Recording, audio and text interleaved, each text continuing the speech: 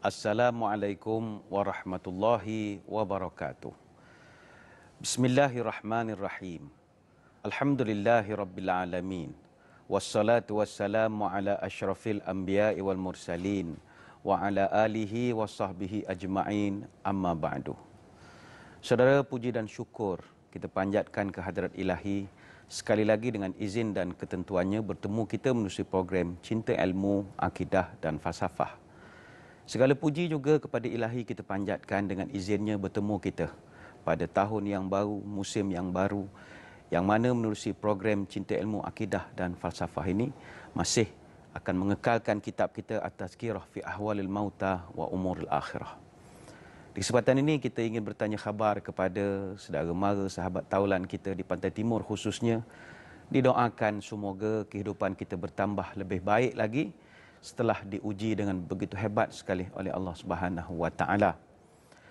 Seperti yang saya nyatakan sebentar tadi, kita masih mengekalkan untuk musim ini kitab Rahsia Kematian, Alam Akhirat dan Kiamat, hasil karya seorang ulama tafsir yang sangat terkenal, iaitu Imam Abu Abdullah Al-Qurtubi, yang juga pengarang kitab Al-Jami' li Ahkamil Quran, tafsir Al-Qurtubi yang masyhur. Beliau telah mengarang kitab Tazkirah fi Ahwalil Mauta wa Umuril Akhirah ini dan diterjemahkan oleh pihak Al-Hidayah House of Publishers Sdn Bhd, yang ditukar tajuknya kepada Rahsia Kematian, Alam Akhirat dan juga Kiamat. Buku ini begitu tebal, saya kira sudah lebih daripada satu musim kita menghuraikannya, kerana buku ini sahaja tebalnya 1121 muka surat. Dan kita masih lagi membincangkan untuk permulaan pertemuan kita hari ini di musim yang baru ini, masih lagi membicarakan soal Yaumul Mizan ataupun Hari Penimbangan, yang mana tajuk pada hari ini kita akan fokuskan kepada kategori manusia di Al-Mizan. Kategori manusia di Al-Mizan. Seperti yang telah kita bahaskan sebelum ini, mizan ataupun penimbang, neraca timbangan ini akan dipasang di atas beberapa tiang-tiang yang panjang. Tiap-tiap panjangnya tiang itu, dia punya tahap panjang itu antara barat sampailah ke timur. Piring mangkuknya sahaja luasnya bagaikan seluas bumi, serta panjang dan juga lebarnya itu juga sama, begitu besar sekali. Piring mangkuk untuk menimbang kebaikan akan berada di sebelah kanan arash, dan piring mangkuk yang menimbangkan keburukan akan berada di sebelah kiri arash. Di antara neraca itu bagaikan gunung yang dipenuhi dengan kebaikan dan juga keburukan untuk ditimbang satu persatu.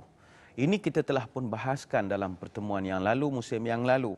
Dan pada hari itu, satu hari yang kita lalui bersamaan 50,000 tahun perhitungan di dunia. Maka bayangkanlah dalam suasana itulah manusia ini begitu huru-hara, kelam kabut sekali. Maka tuan kitab kita pada halaman 494 telah membuat satu tajuk khusus. Dalam suasana itu manusia akan dibahagikan kepada 3 kelompok dalam suasana yang penuh dengan huru-hara itu. Apakah 3 kelompok tersebut? Bagi yang ada kitab, buka muka surat 494. Bismillahirrahmanirrahim. Para ulama mengatakan bahawa pada hari kiamat, manusia terdiri daripada 3 kumpulan, iaitu muttaqun, iaitu orang bertakwa yang tidak melakukan dosa besar. Yang kedua, mukhallitun, orang yang bercampur pada diri mereka kekotoran dan juga dosa besar. Dan yang ketiga, orang kafir. Ini 3 kategori manusia di hari penimbangan. Kita lihat uraiannya. Orang bertakwa ataupun muttaqun, ini pertama, amal kebaikannya akan diletakkan di atas piring timbangan daripada cahaya. Sedangkan jika dia melakukan dosa kecil, amalnya diletakkan pada piring yang satu lagi. Bagi dosa kecil, Allah Ta'ala tidak kira timbangannya dengan memberatkan piring timbangan cahaya sehingga piringan timbangan kegelapan terangkat kerana kosong. Jadi ini pelajaran yang pertama.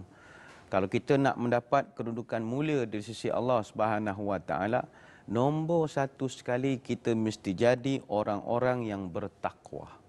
Muttaqun, orang yang takwa. Saudara menyebut tentang persoalan takwa ini, timbul pertanyaan, siapa golongan yang dipanggil al-muttaqun itu? Siapakah orang yang bertakwa? Takwa ini soalan yang sama pernah ditanya oleh sahabat kepada baginda Nabi SAW.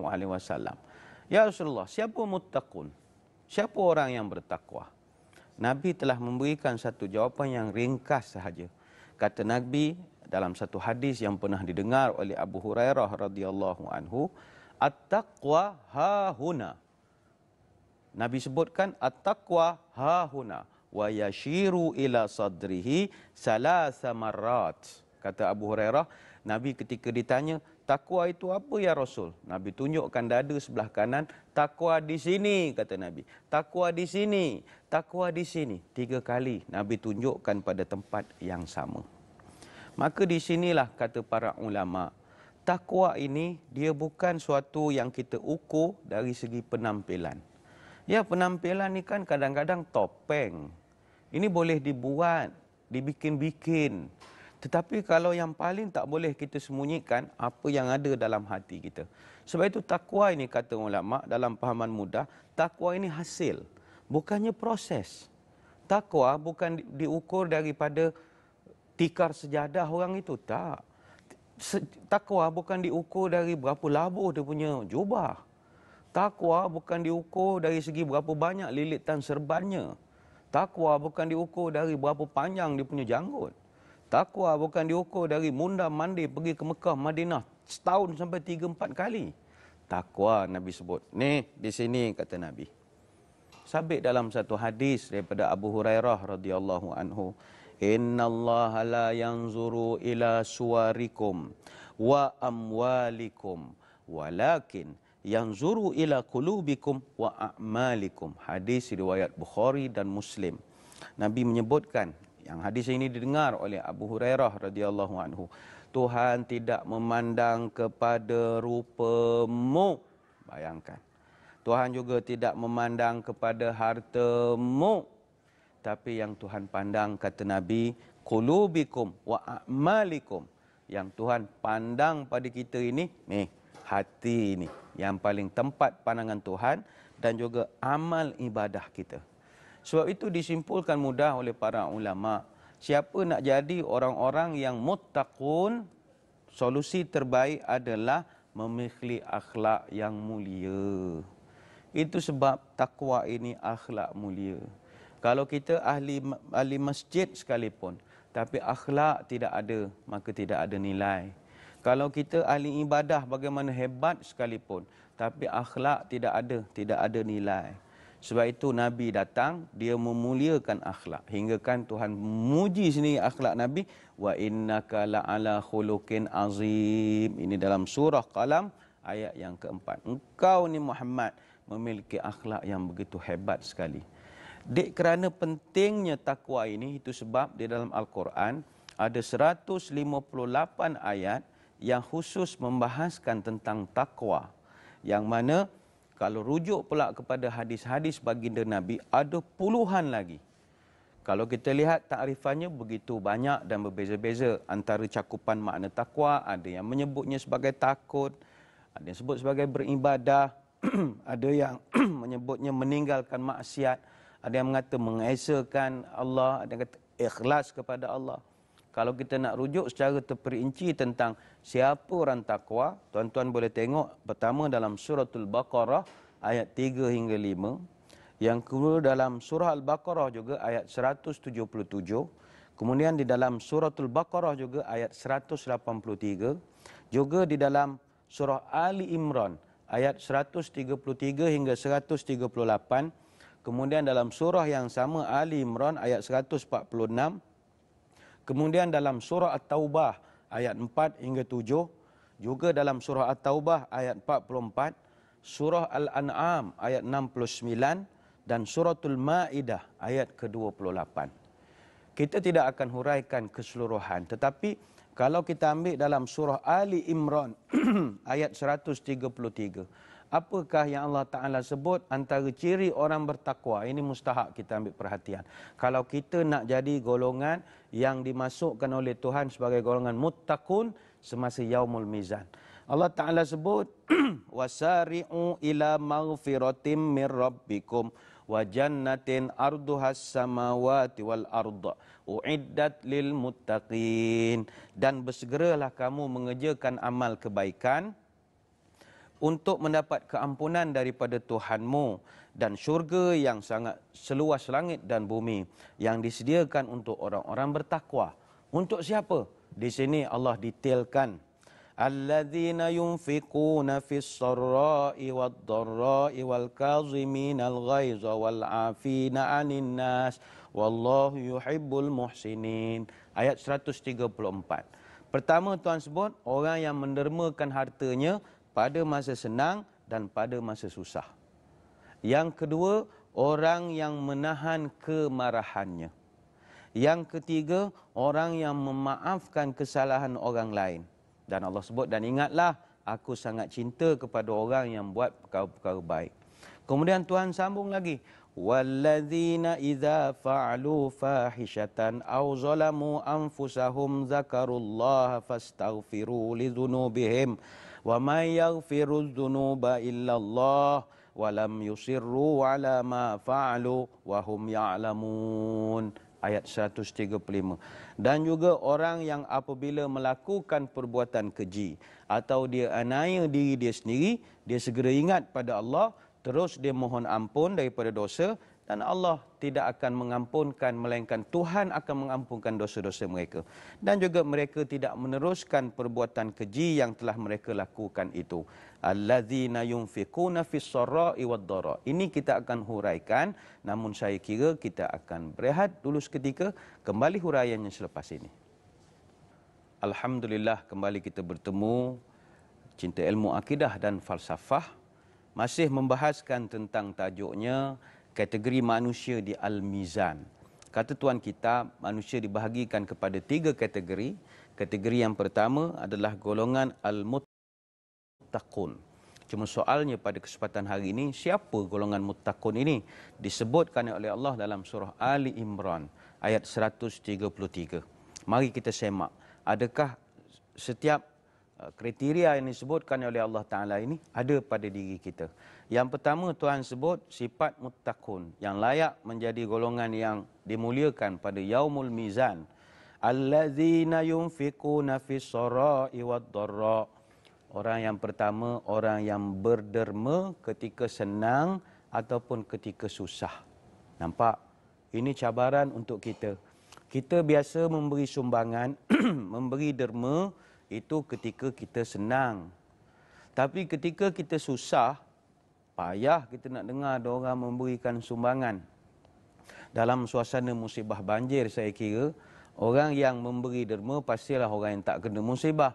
Orang Kuala Lumpur, TB Al-Hijrah, berlori-lori dihantarnya makanan. Sebab dia tak susah. Tapi yang mengherankan kita, kalau orang di Pantai Timur yang sedang dilanda musibah, dia boleh bantu pula orang-orang di kampung-kampung lain. Oh, ini orang hebat betul lah pada pandangan Allah. Dia susah tapi masih lagi nak membantu. Kalau membantu ketika senang, itu wajar. Tapi membantu ketika dia pun susah, oh itu luar biasa sekali. Sebab itu begitu banyak kisah-kisah yang banjir-banjir ini kita mendengar. Ada orang yang sebelum pihak bantuan sampai, ada orang yang suka rela mengayuh sampan, mengayuh perahu, menolong mengalihkan mangsa banjir daripada rumah pergi ke tempat tinggi, balik-balik. Orang nak bagi duit, dia tolak. Dia bantu. Mengayuh dengan tulang 4 kerat. Orang begini bayangkanlah. Dia sentiasa membantu orang, tak kira masa dia senang ataupun dia susah. Ada orang dia bantu, tapi ada pula upah-upahnya untuk nak angkat-angkat orang, angkat barang lain pula harganya. Tak semua, tapi ada orang, dia itu mangsa banjir, tapi dia masih boleh bantu orang. Ini tahniah kita ucapkan. Orang-orang macam ini, fis sarra'i wad dharra'i, dia boleh lagi membantu ketika dia susah. Kemudian apa lagi Allah Ta'ala sebut dalam ayat yang seterusnya, wal kaziminal ghaiza. Orang yang muttaqun ini ialah orang yang menahan kemarahan. Kazim ini maknanya orang yang tak marah ataupun jangan marah-marah. Orang kazim, dia tak suka marah-marah dan dia bukan pemarah. Sebab itu Suasana kita sekarang ni pun saya kira walaupun kita sedang ditimpa musibah, wal kaziminal ghaizah. Tahanlah dulu kemarahan kita. Sebab kita menahan kemarahan ini boleh mengangkat darjat menjadi orang bertakwa. Nabi bukan suruh hapuskan marah, tak. Nabi suruh kawal. Laisa syadid bisur'ah, innama syadidul ladzi yumliku nafsahu anil ghadab. Hadis riwayat Ahmad. Orang yang paling gagah ini bukanlah orang yang pemarah, orang yang hebat-hebat ni bukanlah orang yang badan besar, pandai bertumbuk, pandai bergusti. Tapi orang yang hebat ini, orang yang boleh kontrol diri dia masa dia marah. Sebab itu orang kita, orang tua-tua pun ajar, marah biar bertempat.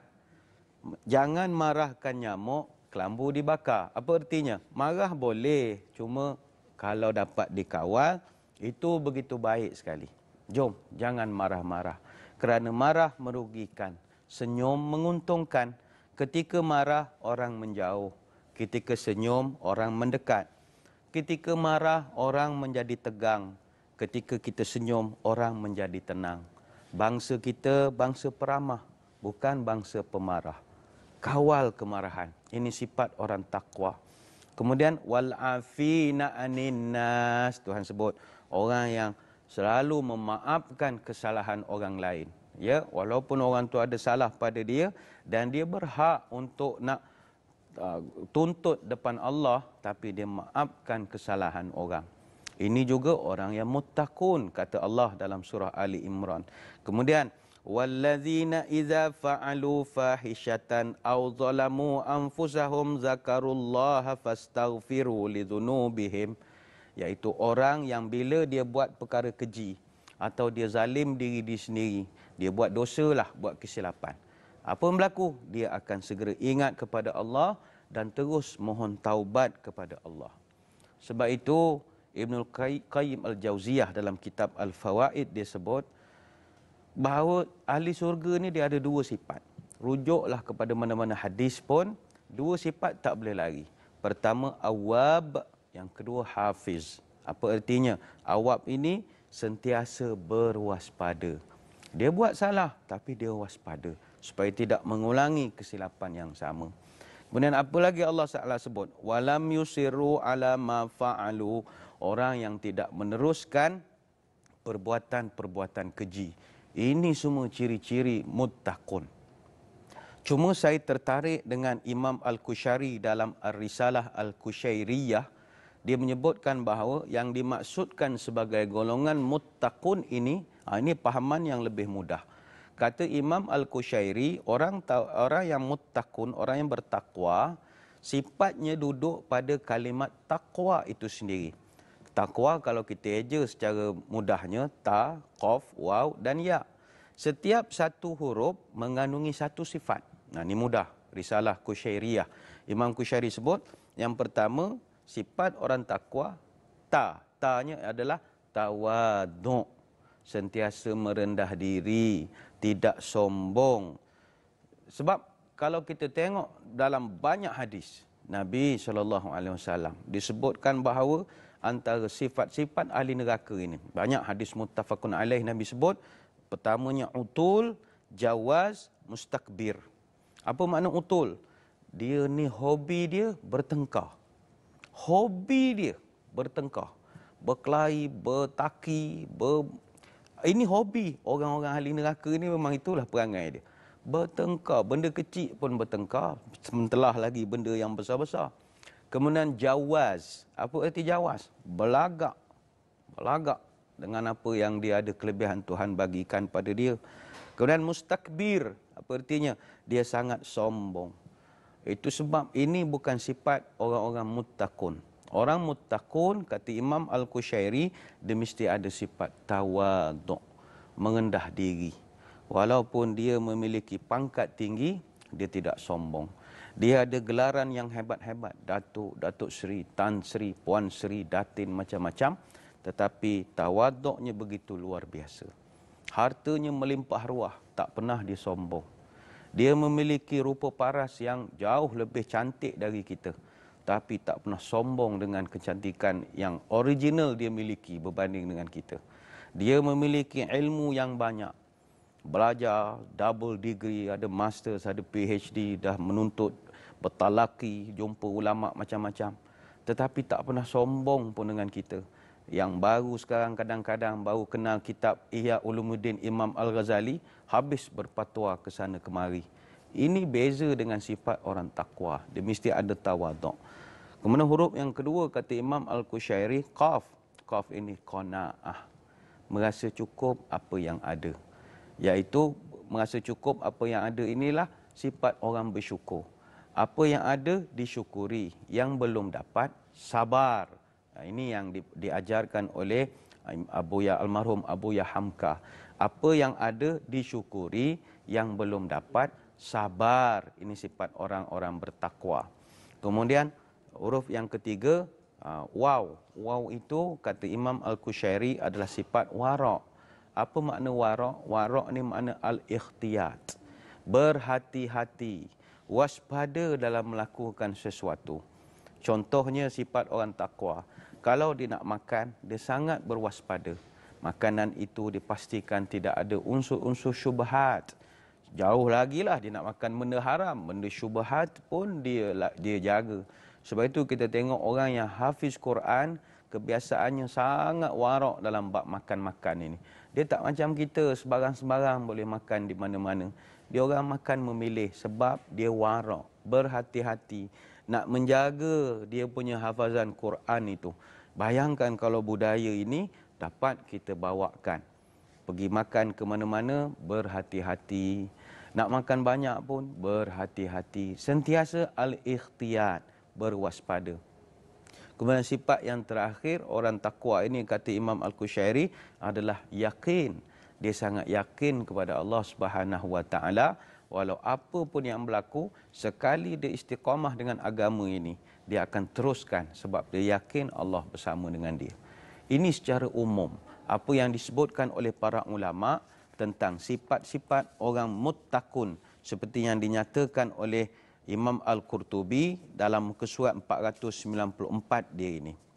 Kemudian kita sambung golongan yang kedua. Golongan kedua, orang yang bercampur ataupun mukhallitun.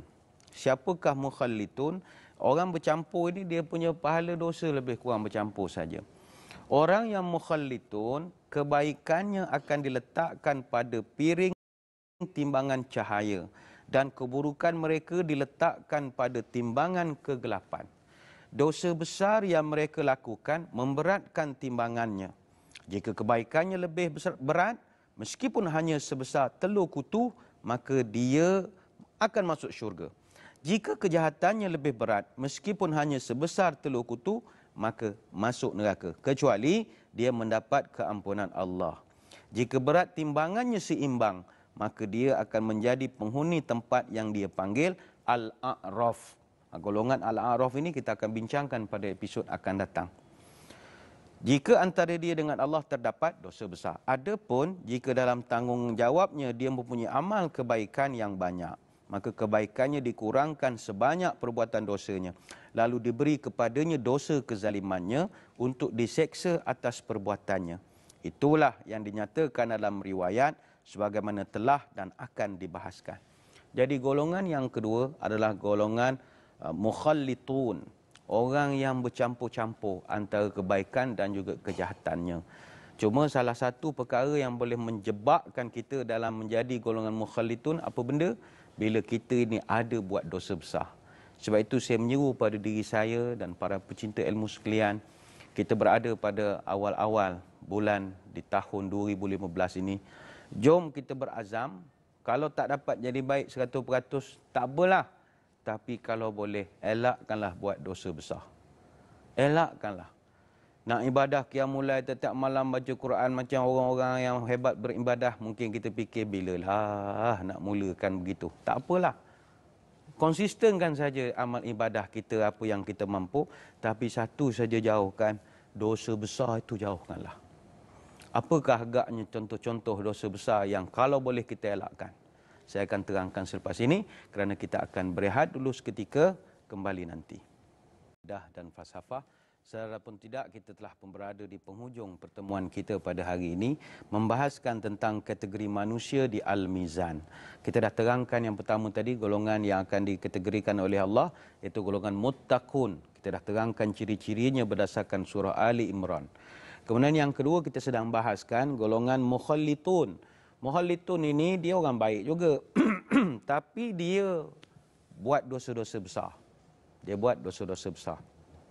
Sebab itu, elakkanlah buat dosa besar. Dosa kecil, orang panggil dosa kering, itu kadang tak boleh nak elak. Tapi dosa besar, suka ataupun tidak, elakkanlah. Apa contoh dosa besar? Kata Imam Az-Zanabi dalam kitabnya Al-Kabair, dosa-dosa besar, mana Al-Kabair, ada 70 dosa besar. Yang mana pecahannya itu dia bahagikan. Dosa besar ni banyak, tapi telah direngkaskan oleh banyak kitab-kitab. Kita ambil contoh Imam Az-Zanabi dalam Al-Kabair. Dia katakan, dosa yang 70 dosa besar ni pecahannya begini. Yang pertama, ada 4 dosa besar duduk dalam hati. Ini hati-hati. 4 dosa besar duduk dalam hati. Pertamanya syirik kepada Allah. Yang kedua, terus-menerus buat maksiat, konsisten buat maksiat. Yang ketiga, putus asa daripada kasih sayang dan rahmat Allah. Dan yang keempat, rasa okey daripada azab Allah. Kita beritahu dia, awak tak semayang esok dalam kubur kena belik dengan ular. Dia tak ada nak rasa takut, dia main-main pula dengan kita. Ular tu nama apalah, macam-macam lah dia. Ada orang passion begitu. Yang kedua, ada 4 dosa besar duduk di lidah kita. Apa contohnya? Pertama, saksi palsu. Yang kedua, tuduh orang wanita yang baik-baik berzina. Tak boleh. Yang ketiga, sumpah palsu. Yang keempat, sihir. Ini hati-hati. Jangan amalkan sihir. Sihir ni dosa besar. Sampaikan Nabi pernah sebut, sihir ini satu perbuatan yang begitu mudah kita terjebak. Man aqada uqdatan thumma nafasa fiha faqad sahara wa man sahara faqad asyraka. Siapa yang ambil satu tali, kemudian dia pintal tali itu, kemudian dia bacakan dan dia tiup. Contoh, dia ambil tali, benang, dia pintal-pintal, dia pun baca. Diwadi manikam sinawari, kata engkau, puh, bagai contoh. Faqad sahara, ini orang telah buat sihir. Siapa yang sihir Nabi sebut? Faqad asyraka, ini orang telah syirik pada Allah. Hadis riwayat Imam An-Nasai. Jadi jangan sihir. Kemudian yang seterusnya, kata Imam Az-Zanabi, ada 3 dosa besar duduk di perut kita. Apakah dosa tersebut? Pertama sekali, minum arak. Yang kedua, makan harta anak yatim. Yang ketiga, makan duit riba. Ini tak boleh, makan harta riba. Dosa besar. Kemudian ada 2 dosa besar yang duduknya di kemaluan manusia. Pertama sekali, melakukan zina, iaitu hubungan perempuan dengan laki-laki yang bukan suami isteri. Yang kedua, hubungan sesama jenis. Lelaki sama laki-laki ataupun perempuan sama dengan perempuan. Orang yang buat dua-dua dosa ini, dosa besar. Dosa besar. Hati-hatilah ya. Ingat, zina dan apa sahaja perkara yang menjadi muqaddimatuz zina, boleh menjadi dosa besar. Muqaddimah zina maknanya perbuatan-perbuatan yang menjurus kepada zina. Contoh, dating tertentu arah tepi-tepi laut, kunci kereta, duduk parking tengah malam. Ini semua boleh menjerumuskan kepada muqaddimah zina. Elakkan. Ya. Kemudian ada 2 dosa besar yang duduk di tangan manusia. Apakah dosa itu? Membunuh dan juga mencuri, merompak, penyamun-penyamun itu ya. Kemudian ada 1 dosa besar duduknya di kaki. Apakah dosa duduk di kaki? Lari dari medan peperangan. Dan ada 1 dosa besar, kata Imam Zanabi, duduk di seluruh tubuh badan kita. Daripada hujung rambut sampai hujung kaki. Apakah dosa itu? Derhaka kepada mak bapak. Jadi bertanyalah kita pada kesempatan pertemuan hari ini. Wahai para pecinta ilmu sekalian. Kita dah orang baik-baik dah. Tengok cerita cinta ilmu, ambil nota, bagus, Alhamdulillah. Tapi ada atau tidak buat 7 dosa ini? Kalau pernah buat, itu cerita lain. Ustaz, saya masa muda-muda tahun 60-an, saya minum kuat Ustaz, apa macam sekarang. Sekarang minum lagi haji? Tak minum dah Ustaz. Alhamdulillah, let bygone be bygone. Dia dalam Islam ni perkara-perkara yang dah dulu, tak ada masalah, taubat, minta ampun pada Allah, Allah ampunkan. Yang kita nak tegur rakan-rakan kita di luar sana yang masih konsisten buat maksiat ini. Tegurlah mereka, awak orang baik, mak ayah sayang pada awak, tapi awak janganlah minum, jangan buat kerja-kerja zina. Perlu kahwin, kahwinlah. Ini cinta dah 8 tahun, kulu kilih, tak sesuai. Atas dasar sayang kita tegur. Sebab kita tak nak dia nanti jadi golongan mukhallitun. Orang yang ditengok dia punya amalan itu ada dosa besar ataupun tidak. Kemudian disambung lagi oleh Tuan Kitab pada muka surat 494.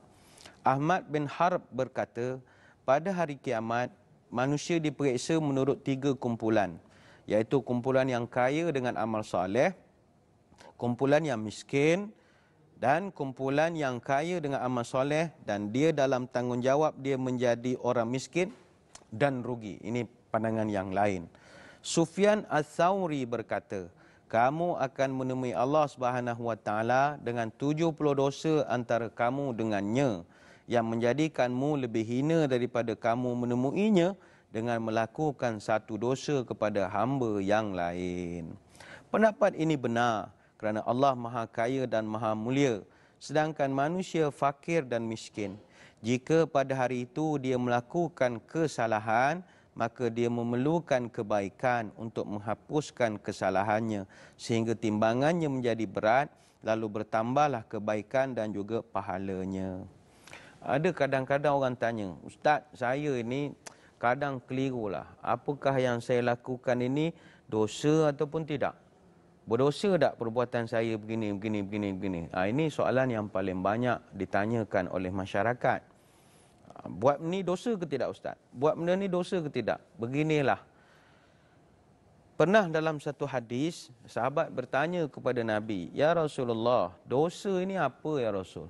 Kalau saya nak ingat semua, tak ingatlah ya Rasul. 70 perkara yang disebut oleh Imam dan Nabi itu tak terhafal di kita. Maka kata Nabi mudah. Dosa ini, pertama, al-ismu mahaka fi nafsika wa karihta an yattali' alaihin nas. Mudah. Nabi sebut dosa inilah pertama, kalau kamu buat benda itu, jiwa kamu tak tenang. Itu tanda benda tu tak elok lah. Ya, kita buat, kita tak tenang. Orang jual pil kuda, dia pertahankan tindakannya tak salah, tapi dia tenang ke jual pil kuda itu? Tak tenang. Tak percaya, suruh dia balik kampung asal, tak berani balik, polis menunggu lah. Tak tenang kehidupan dia. Tak tenang. Kita contohlah bunuh orang misalnya, tenang ke kehidupan kita? Tak tenang. Sorok di mana rasa orang jumpa, tanam bakar kan jumpa juga akhirnya. Tak tenang. Benda-benda yang tak tenang, itu tanda benda tu Tuhan tak suka. Kalau kita buat kita tenang, lapang, damai, insya-Allah benda tu ada redha Allah. Yang kedua Nabi sebut, wa karihta ayattali' alaihin nas. Dan benda yang kalau kamu nak tahu dia dosa ataupun tidak, kalau kamu buat, kamu tak suka orang tahulah perbuatan kamu itu. Contoh, kita pergi ke negara jiran. Pergi ke sana buat kerja tak senonoh. Pergi jumpa perempuan, pergi urut lah macam-macam, picit sana, picit sini. Tiba-tiba perbuatan kita itu diketahui oleh orang kampung kita. Kita suka atau tidak? Kita tak nak orang tahu. Kita tak nak sebab benda tu aib lah kalau orang tahu. Maka di situ menunjukkan perkara yang kita buat tu tak betul lah.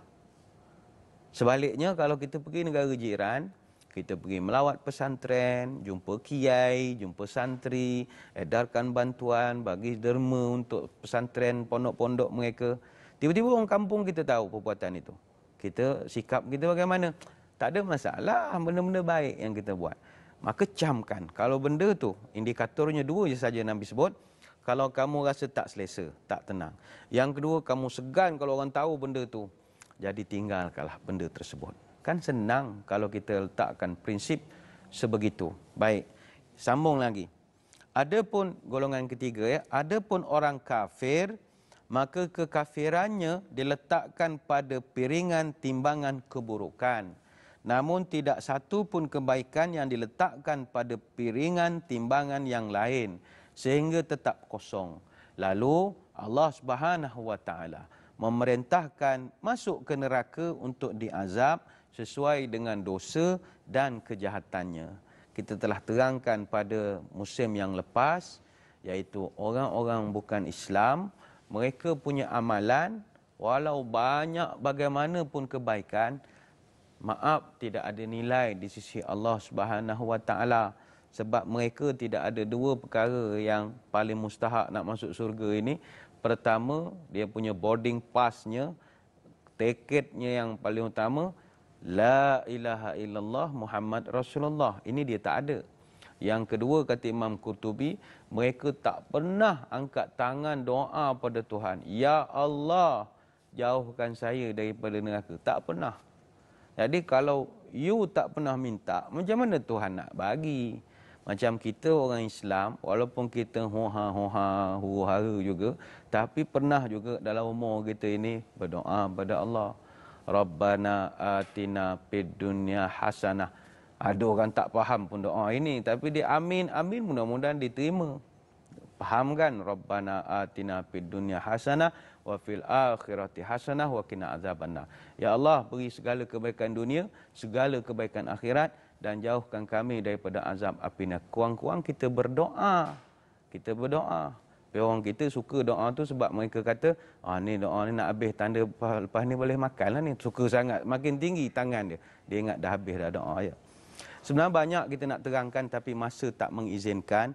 InsyaAllah pada kesempatan akan datang kita sambung golongan Al-A'raf ini. Jangan lupa untuk kepada yang terlepas untuk menonton Akidah dan Falsafah, boleh tonton melalui alhijrahmedia.com, klik pada senarai rancangan, pilih kategori Santapan Rohani, klik Cinta Ilmu.